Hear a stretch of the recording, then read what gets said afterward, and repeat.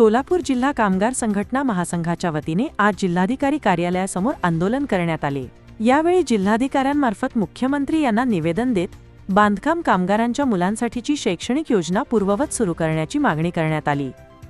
निवेदनात म्हटले आहे की 23 जुलै 2026 रोजीच्या शासन निर्णयामुळे नोंदणीकृत बांधकाम कामगारांच्या मुलांना मिळणारी शैक्षणिक योजना बंद करण्यात आली असून त्यामुळे हजारो कामगार कुटुंबांवर अन्याय होत आहे।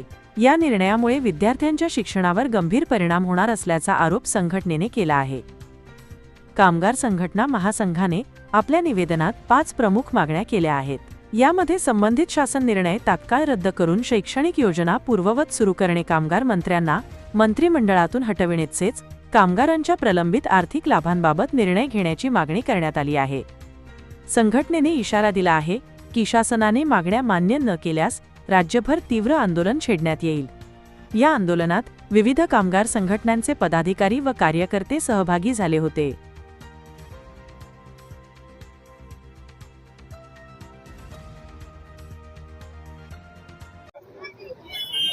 फडणवीस सरकार आणि राज्याचे भ्रष्ट निष्क्रिय कामगार मंत्री आकाश पुंडकर यांची फडणवीस मंत्रिमंडळातून हकालपट्टी व्हावी या प्रमुख मागणीसाठी आज सोलापुरात जिल्ह्यातील वेगवेगळे कामगार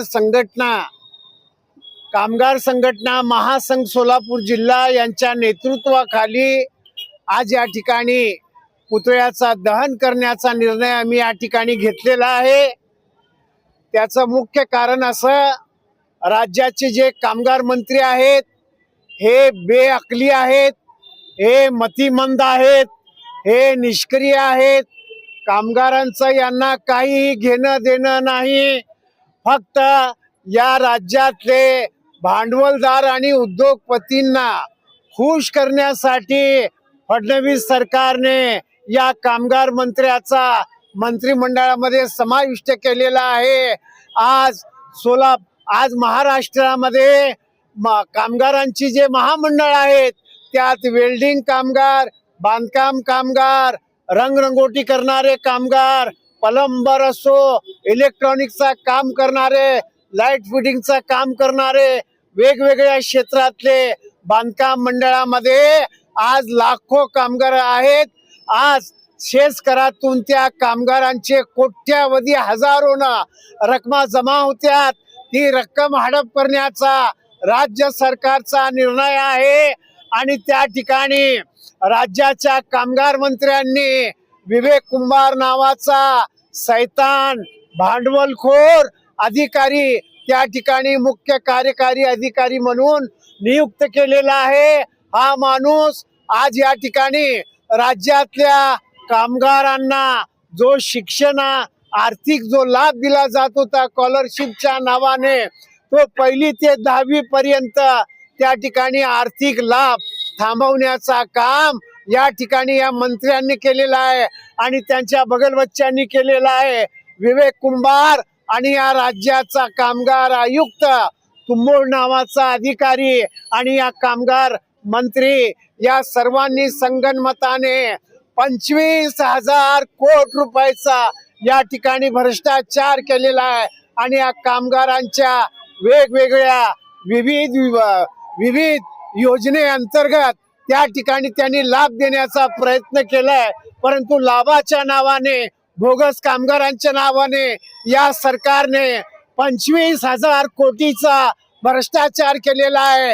गेल्या लोकसभा निवडणुकीमध्ये सोलापुरातील भारतीय जनता पक्षाच्या आमदार, खासदार, लोकप्रतिनिधींनी मालदार शेतकऱ्यांना, हजारो शेतकऱ्यांची, मालदार शेतकऱ्यांची, भांडवलदार शेतकऱ्यांची बोगस कामगार नोंदणी केली आणि त्या ठिकाणी 15 कोटी रुपये त्या ठिकाणी वाटण्यात आले आणि आचारसंहितेचा भंग, सरकारच्या कामगारांच्या आर्थिक अपहार वगैरे झालेला आहे। कलेक्टरने या मंत्र्याला, राज्याच्या मंत्र्याला 2 वेळा अहवाल पाठवलेला आहे, परंतु हरामखोर सरकार कामगारांच्या पैशाची उधळपट्टी करणाऱ्या मंत्रीची हकालपट्टी करत नाही। कामगार आयुक्ताची हकालपट्टी करत नाही, विवेक कुमारला बडतर्फ करत नाही, सरकारला धक्का म्हणून आज या ठिकाणी आम्ही घेतलेला हा आंदोलनाचा इशारा.